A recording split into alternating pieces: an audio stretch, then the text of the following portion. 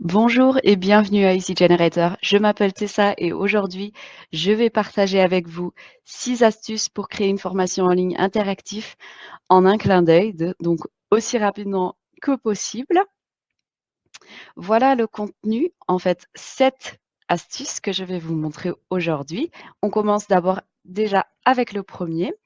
Donc, en fait, avant même de commencer, l'astuce qui vous fera gagner le plus de temps possible, c'est de vous poser les 2 questions suivantes. Donc d'abord, cette formation est-elle vraiment nécessaire pour ce besoin d'apprentissage? Tous les besoins d'apprentissage ne nécessitent pas une formation, mais nous sommes parfois tentés de créer des formations sur tous les sujets que nous avons en tête. Bien sûr, c'est souvent le manque de temps qui détermine, nos priorités et donc ce qui fera l'objet d'une formation ou d'une simple communication.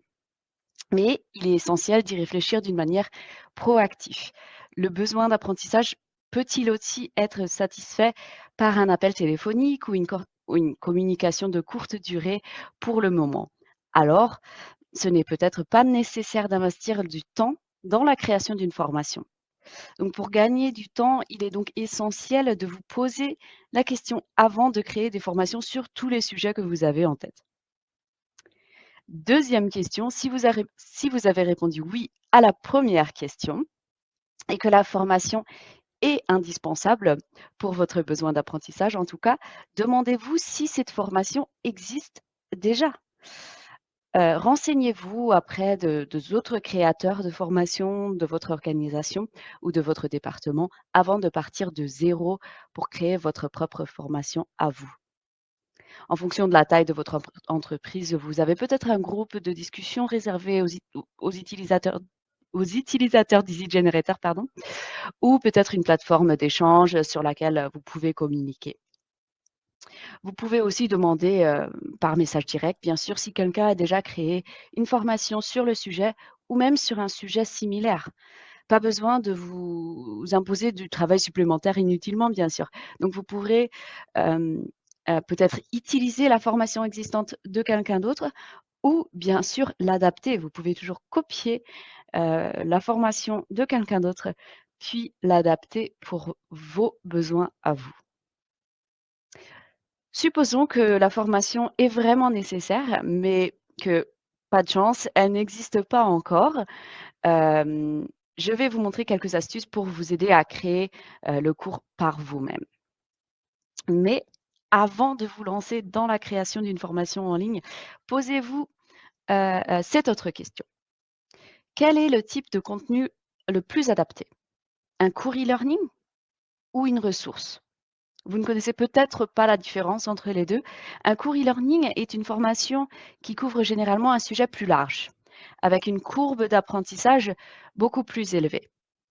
Il est généralement adapté à la phase légèrement plus formelle de l'apprentissage, souvent au début de l'apprentissage. Un bon exemple serait une formation d'accueil ou d'intégration pour une nouvelle recrue, où il y a une montagne de choses à apprendre. Les ressources, par contre, sont des supports d'apprentissage, peut-être d'une page ou de 2 pages, généralement utilisés sur le terrain et non pendant une phase de formation. Donc comme un guide pratique ou une liste de contrôle pour vérifier que les employés exécutent, toutes les étapes correctement. Donc c'est à vous de décider si la méthode la mieux adaptée à votre besoin d'apprentissage est un cours e-learning ou peut-être même seulement une ressource. Voici quelques règles pour vous guider à faire cette décision vous-même.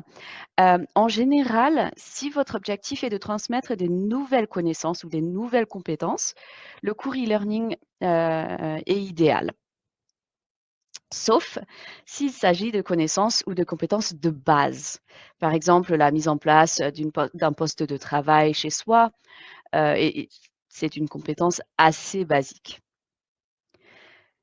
Pour expliquer des processus ou des tâches spécifiques, les ressources sont souvent mieux adaptées, car elles fournissent des instructions brèves ou des listes à utiliser lors de l'exécution, lors de l'exécution même de ces processus ou de ces tâches. Les ressources sont également idéales pour la mise en de changements ou d'application ou de résolution des problèmes.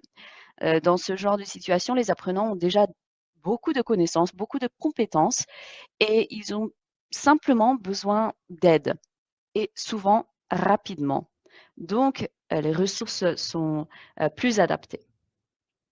En résumé, un cours e-learning est souvent l'idéal, durant la phase de formation plus formelle, tandis que les ressources sont plus adaptées pour vous aider vraiment sur le terrain. Donc cela devrait vous aider à décider quand créer un cours e-learning et quand créer une ressource. Point très important, c'est beaucoup plus rapide de créer des ressources. Donc un ressource suffit, si une ressource suffit, hem, hem, c'est beaucoup plus rapide de choisir cette option-là. Bien sûr, ce n'est pas toujours l'option idéale, mais quand ça l'est, c'est mieux d'utiliser une ressource. Prenons un exemple. Notre sujet, on va dire, c'est l'utilisation d'un outil de gestion de relations clientèle. Un cours e-learning serait parfait pour donner un aperçu du fonctionnement de l'outil et de présenter toutes les fonctionnalités. Une ressource, par contre, peut être des instructions, un guide pratique hem, pour des processus plus spécifiques, pour s'assurer que les employés vont suivre les processus correctement. C'est beaucoup plus spécifique. C'est une aide en fait à laquelle ils peuvent s'appuyer au moment de compléter la tâche même. Avec Easy Generator, vous pouvez créer des ressources, en toute simplicité, et assez rapidement. Vous utilisez, l'option ressources que vous voyez ici en haut. Ensuite, il vous suffit d'ajouter un titre bien sûr, et d'expliquer, dans quelle situation la liste de contrôle peut être utilisée. Et bien sûr, on appelle ça un peu une introduction. Donc dans l'introduction, vous ajoutez, «Utilisez cette liste quand, heu, n'importe quelle situation que vous voulez». Puis après, vous ajoutez des éléments dans votre liste. Donc, vous pouvez ajouter même des documents, vous pouvez ajouter des liens, des images, des vidéos ou seulement du texte, si ça suffit bien sûr. Donc je vous garantis que c'est vraiment la manière la plus rapide de partager vos connaissances et votre expertise avec vos employés.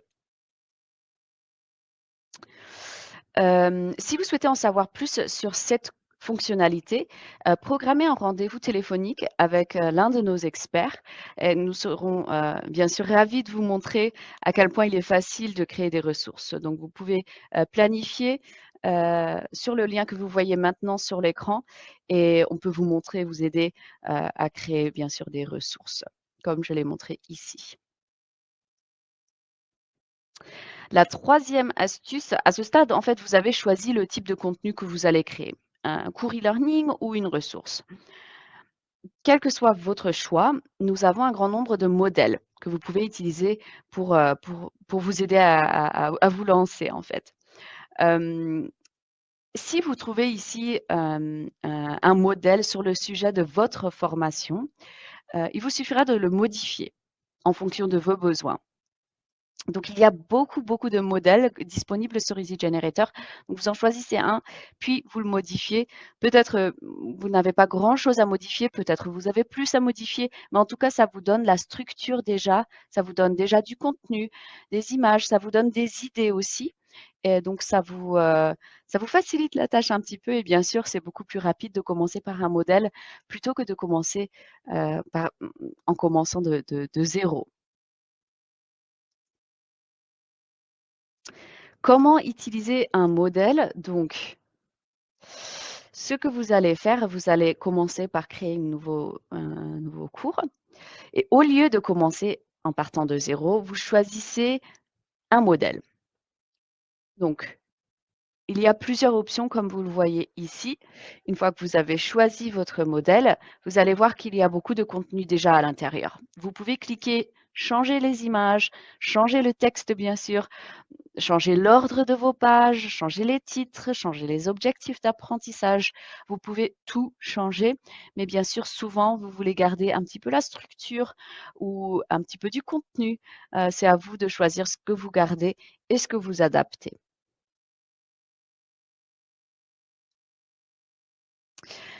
Et c'est aussi bon à savoir, si vous avez déjà créé un cours e-learning vous-même, vous pouvez le dupliquer et l'utiliser comme modèle pour votre prochain cours que vous allez créer. Donc en fait, vous pouvez utiliser vos propres cours en tant que modèle aussi. C'est un excellent moyen de gagner du temps. Bien entendu, vous pouvez aussi utiliser le cours d'un collègue comme modèle, de n'importe qui en fait. Vous pouvez copier le cours de quelqu'un d'autre ou de vous-même pour en utiliser en tant que modèle. Donc si c'est un collègue que vous demandez de réutiliser leur cours, leur formation, vous pouvez demander que votre collègue le partage avec vous. Vous pourrez alors le dupliquer et l'utiliser comme modèle, comme je viens d'expliquer, comme je viens de vous montrer. Donc vous dupliquez et puis après vous l'adaptez.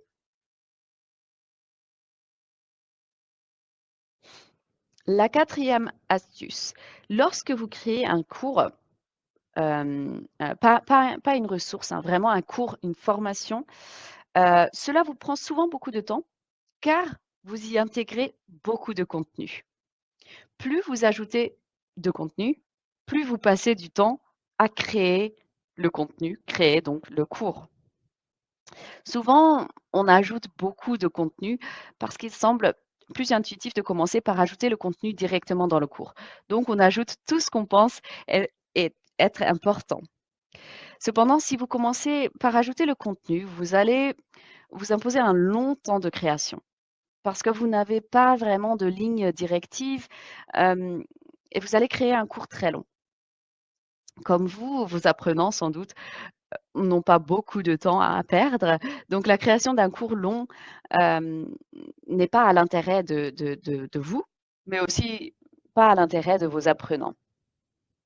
Donc pour créer des cours plus brefs, plus courts, commencez par identifier d'abord les objectifs d'apprentissage. Ça va vous donner aussi un but à vous quand vous créez votre formation. Donc, commencez par définir le but et les objectifs d'apprentissage. Et rédigez ensuite des questions pour évaluer si ces objectifs sont atteints. Et finalement, créer le contenu dont l'apprenant a besoin pour répondre à ces questions.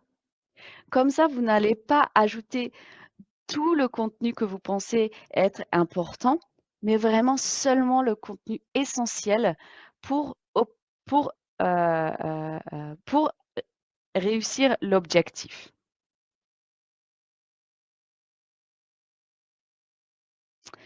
5e astuce, capitaliser sur le contenu existant.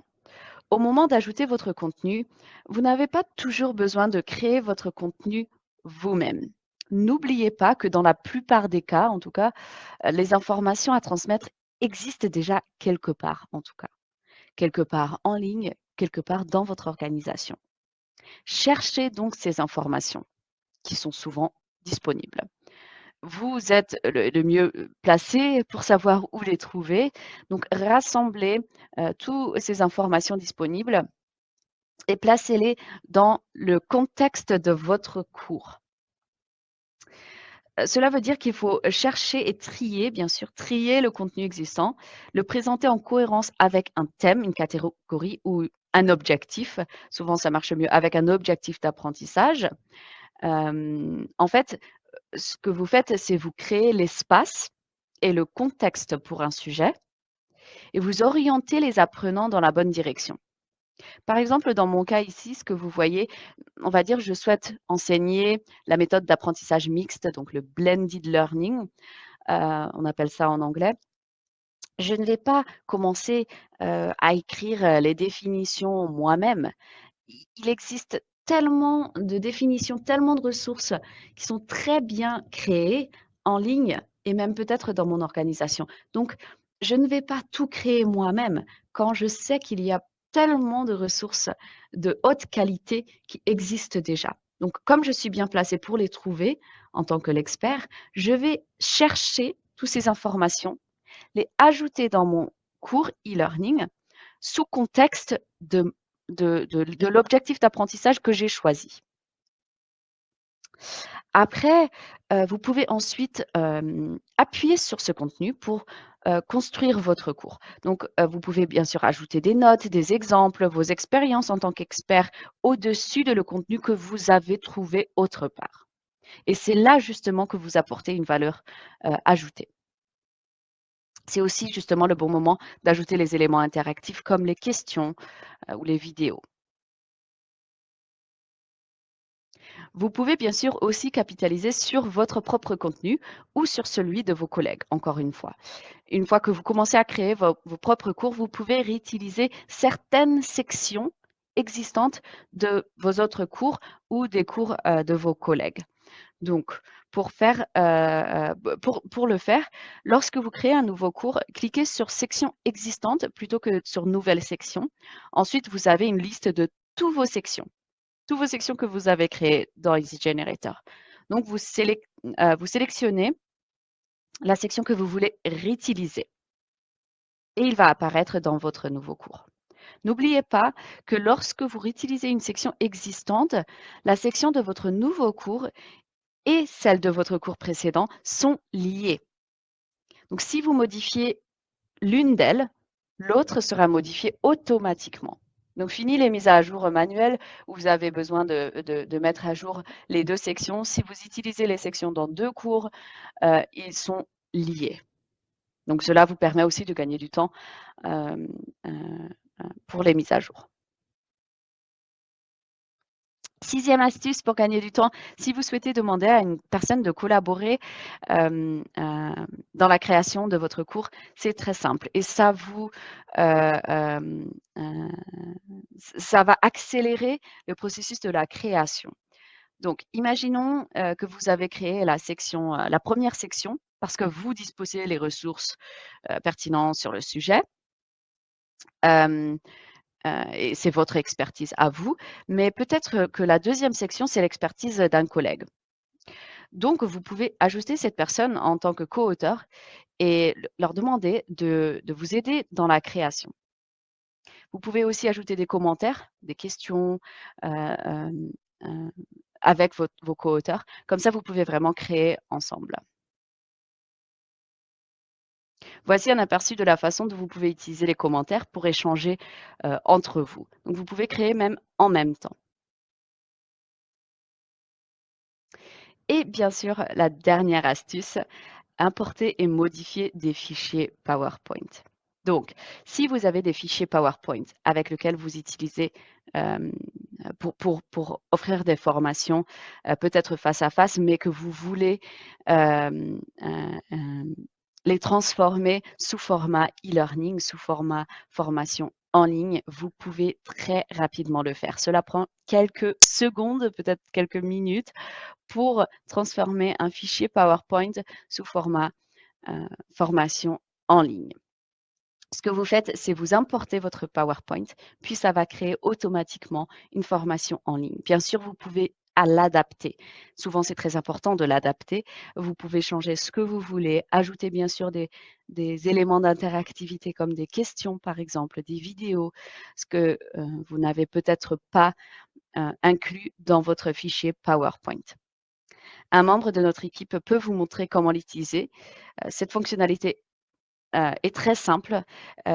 N'hésitez pas à programmer un rendez-vous téléphonique avec l'un de nos experts e-learning via la fenêtre que vous voyez maintenant sur l'écran et ils peuvent bien sûr vous montrer comment utiliser cette fonctionnalité très, très facile.